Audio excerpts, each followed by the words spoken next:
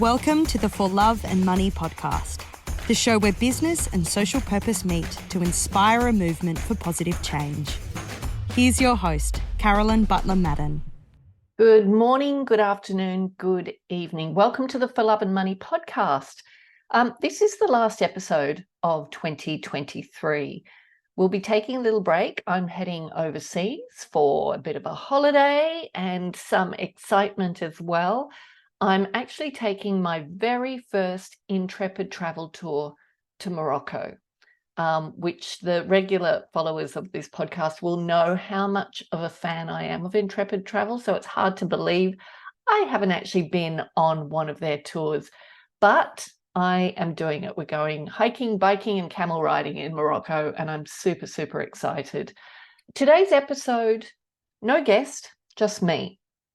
I want to reflect on the conversations I've had in the last year with some incredible guests, and I wanted to pick at some of the threads, the themes and insights that are emerging for me. So when I started this podcast back in 2021, it came about as I was writing my book, For Love and Money, of the same name, and I was planning to interview leaders to share their stories in the book. And I thought, great idea to do a podcast at the same time. So the original plan was to do a limited series of 12 episodes. Well, that plan went out the window because I just found, it was amazing. The people I got to interview are people who I consider to be true leaders of our times. And I just love the insights that I got, the stories that came out of it, and just amazing conversations with incredible people. And at the same time, they've been a source of research for me. Some of these stories I go on to share through my content and through the speaking I do as well. So I wanted to reflect on some of the conversations this year and some of the themes that have come to the fore. Diversity, equity, and inclusion is one of these. And I interviewed Emma Freivogel through her recruitment company, Radical Recruits. The theme there was about championing diverse and hidden talent. Luli Adeyemo was another one of my guests, and Luli is founder and CEO of Best Case Scenario and a champion for diversity and inclusion. So that episode was about DEI and empowering change makers. And I interviewed a few social enterprise leaders. So Danielle Chale, who is CEO and founder of knitwear company Coco, Knit One, Change One. And the theme of our interview was on giving women a voice. Melanie Greblow, combining AI with a human touch through her business Scribed. They're an outsourcing partner with Everyday Impact, which they do by providing skills and employment to victims of domestic violence. Love that. Ravi Prasad, who is an old friend of mine and runs Parliament on King and runs a catering business as well, a social enterprise. And we talked about the future of business, a subject close to my heart. I also interviewed Mindy Liao on becoming a BCorp. Mindy's from B Lab Australia and New Zealand. I interviewed Nimiti Zappert on Fair Trade Australia, on living the good life.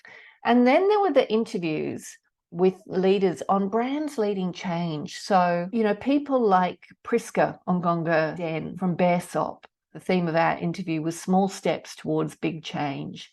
I co-hosted an interview with Dina Vassallo from Society and Joanne Painter from Icon Agency on brands leading societal progress. So going back into the old industry network and looking at it from a big brand perspective. And that was such a rich conversation. Kelly Beater, who heads up Felix Mobile, one of my clients, and I love this brand. And she talked about the power of a BHAG, a big, hairy, audacious goal. And I just love this conversation because she lent into the fear of setting a goal that scared her and scared them. And she shares, what transpired as a result of doing that. And that was a beautiful interview. The power of community and collaboration is a theme that runs deep through a few interviews. So Abby Pantano from the Impact Collab, she talks about community and collaboration and the community that she is building through the Impact Collab.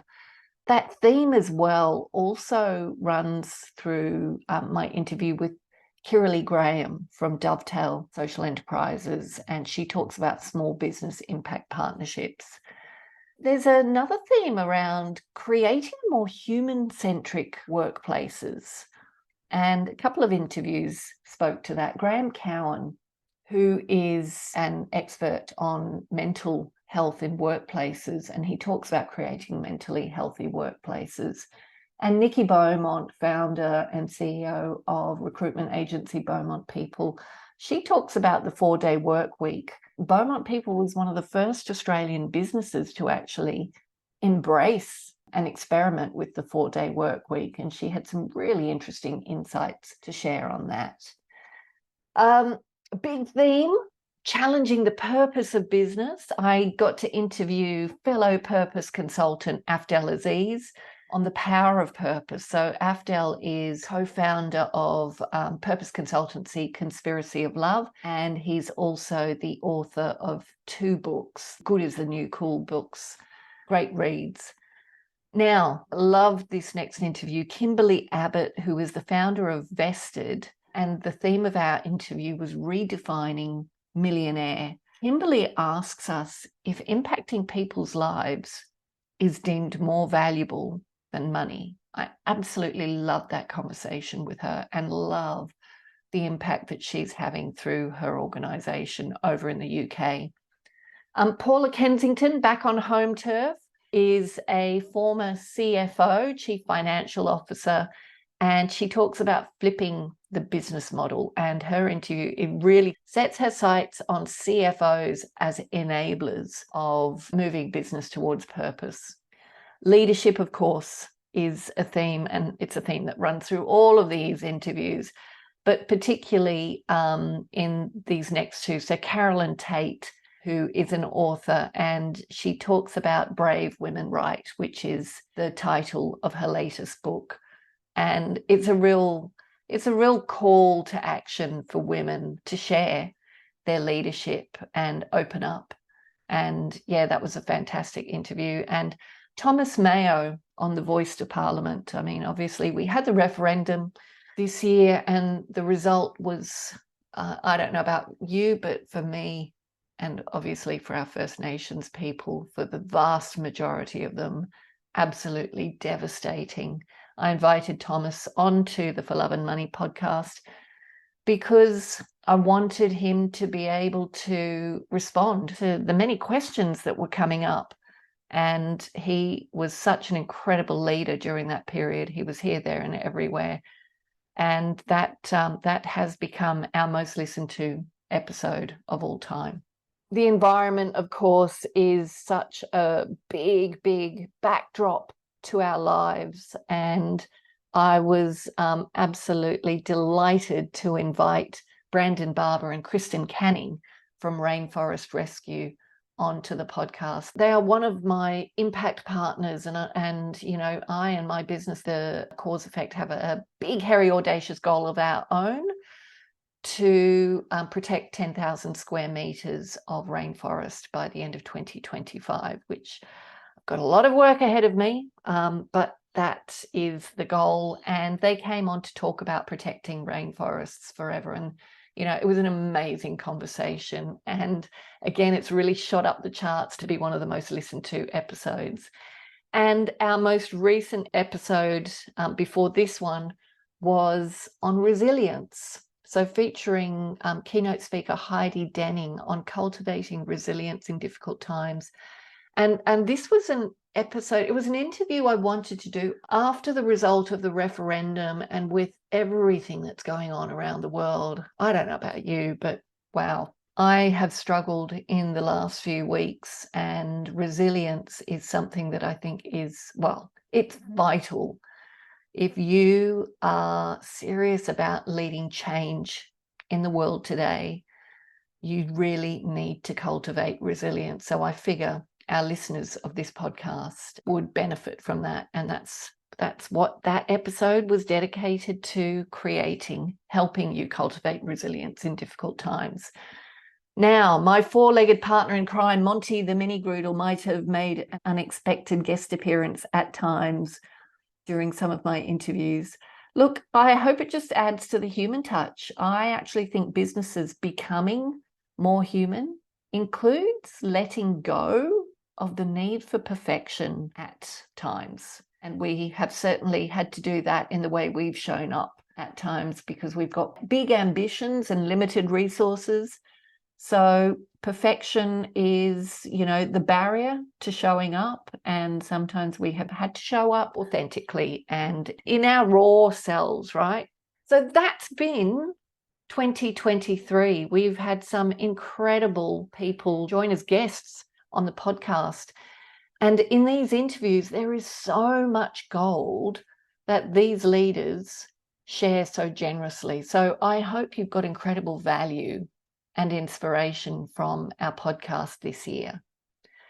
There were two themes that I wanted to tease out that ran through many of these interviews, and I think the two themes are actually connected. So the first one is, when I look back, I thought, wow, there's a lot of female guests on here, which kind of raised a bit of a question. And it's a question that's come up in a number of conversations I've been having.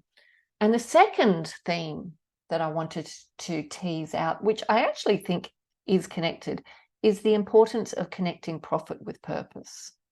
So let's dive into the first one. The proliferation of female guests. I also attended the Purpose Conference recently here in Australia.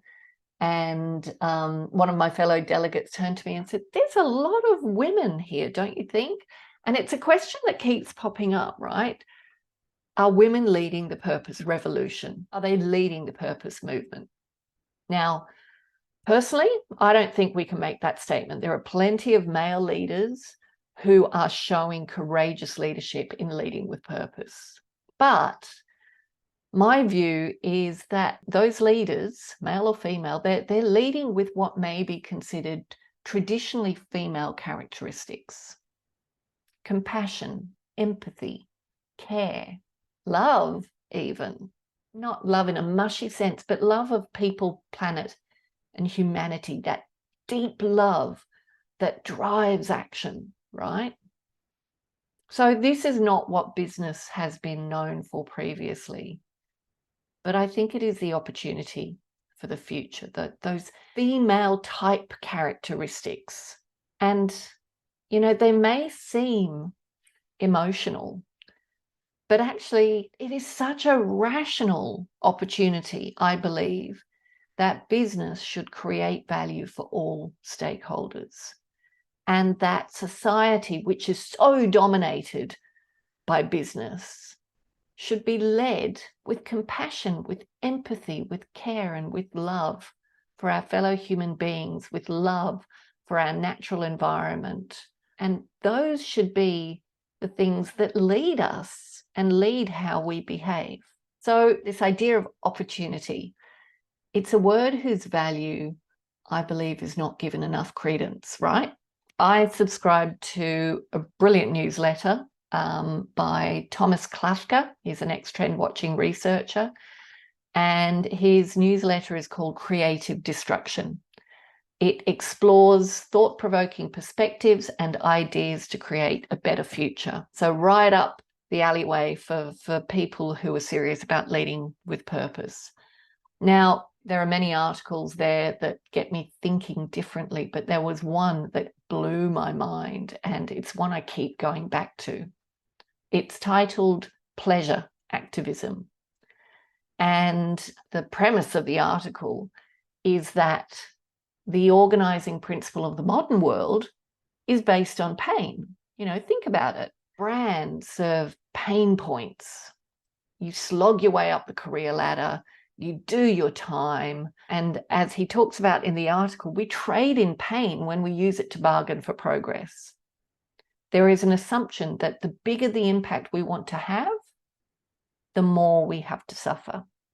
And in the article, Thomas says, to solve society's very real challenges, we need to transform our thinking from pain to pleasure. In fact, the punchline of the article is, to build a world that is truly sustainable and just, pleasure needs to replace pain and become the new organizing principle of our future.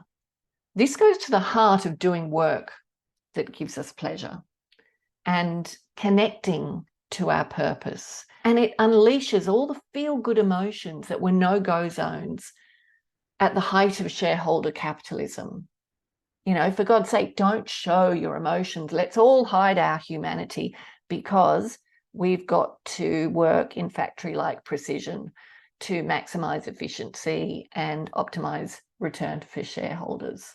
Well, the tide is well and truly turning, and this podcast is one little proof point of the huge tidal wave of change that is happening around the world.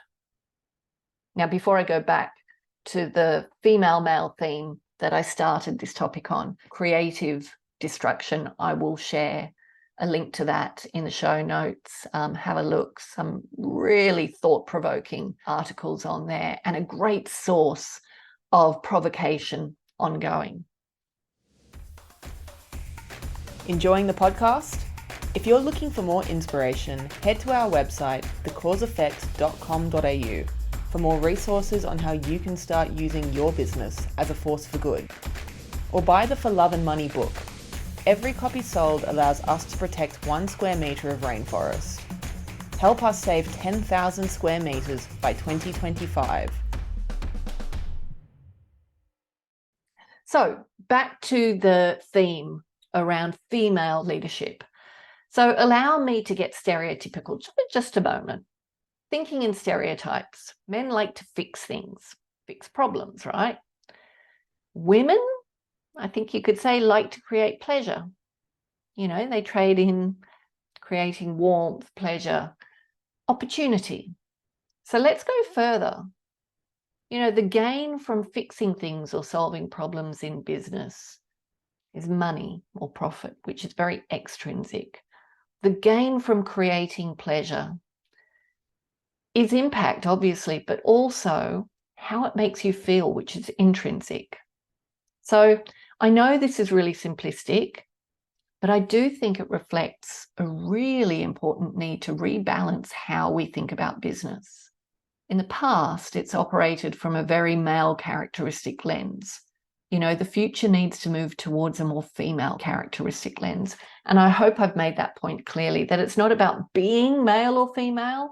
We've got these characteristics, these traits, both male and female, in us, regardless of our gender. It's about letting female characteristics rise so we can balance things out, because ultimately there needs to be greater balance between the two. But the pendulum has to swing to the other side strongly and quickly in order to create that balance. So in some of my keynote speaking, there is a table I share in some of these. It's entitled Business Needs a New Story. And I want to share what that table looks like. At the top, you've got from in one column and to in the other one. And underneath business needs a new story, it says, to unlock its full potential, business needs a story inspired by love of people and planet. So it's got to move from this idea of competition to one of collaboration. It's got to move from, focusing on short-term growth, continuous short-term growth, to long-term value creation. It's got to move from, being the biggest, best, most successful and securing a deal to becoming valued, trusted, and loved by building relationships. It's got to move from this idea of win-lose, I win, you lose, not just to win-win, but to the idea of win-with. The idea of win-lose or even win-win presupposes that the metaphorical pie stays the same, whereas the idea of win-with, it works on the concept that you make a bigger tastier pie for more to enjoy. And that's such a powerful concept, win with. It gets you thinking differently about how to show up. It's also got to move from hollow words to action, and internal focused vision to external focused vision. And by that, I mean, most businesses have a vision where they are at the center of it. We want to be the most respected accountancy firm, or whatever you want, whatever industry you're in, by 2030. An external focused vision is about the impact that you want to contribute to in the world. It's far bigger than you. You alone are not going to achieve it, but you can contribute to it. That's what I mean by an external focused vision. It's also going to move away from this idea of consumers to one of citizens. And it's got to move from focus on being profit-led to balancing profit and purpose. Because quite honestly, we're not going to move from profit-led to purpose-led overnight. We need a balancing. And this very neatly brings me to the second theme that I talked about earlier, that's come through all these interviews, and that's the importance of connecting profit with purpose. So the idea that purpose and profit is binary is just lazy thinking. It lacks imagination and creativity, and it undervalues just how amazingly innovative humans can be when we allow them to unleash their best efforts. Purpose and profit are intrinsically related to each other. There are some in the purpose movement who say purpose-led businesses or leaders should not expect to make a profit. It should be a nice outcome, but it should not be an expectation. It should be about serving your purpose. I call bullshit on that philosophy, and I call it unapologetically. I believe those people aren't thinking ambitiously enough. If you truly care about the impact that you want your business to have, the change you want to contribute to, you need to be able to serve your purpose at scale and or sustainably. And I mean sustainably in the sense that you can maintain this over time, okay? And that's what profit allows you to do. The more profitable you are, the more impact you can have. Profit and purpose are intrinsically intertwined, related to each other. So I want to leave you with a final thought on this topic. If you think of purpose as the journey you're undertaking, so it combines, your vision of the change you want to make through your business with the experience that you undertake in working towards that vision. So purpose is the journey, and the role of profit, it's the fuel that allows you to undertake the journey. And I think that's a really powerful way of thinking about the relationship between the two. And I've heard that from a number of people. So that's it. We are wrapping up our interviews for 2023. I want to thank you, our listeners, for supporting this podcast. It is steadily growing with each and every episode. And the success of this podcast is 100% down to the people who listen to it and those who share it with others. So I look forward to 2024, where I've got some super exciting interviews lined up. Feel free to get in touch if you'd like to suggest guests I can interview. And if you're enjoying the podcast, please take a moment to rate it on your listening app. That's how, it becomes more known and more people listen to it.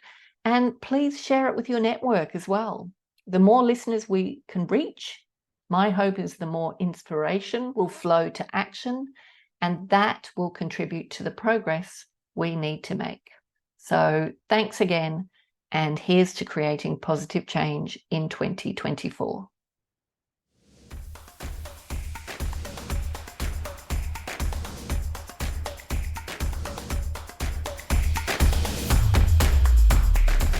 Thanks for listening to this episode of the For Love and Money podcast.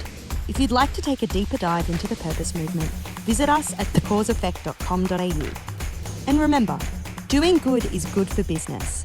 So if you're not doing good, then what are you doing?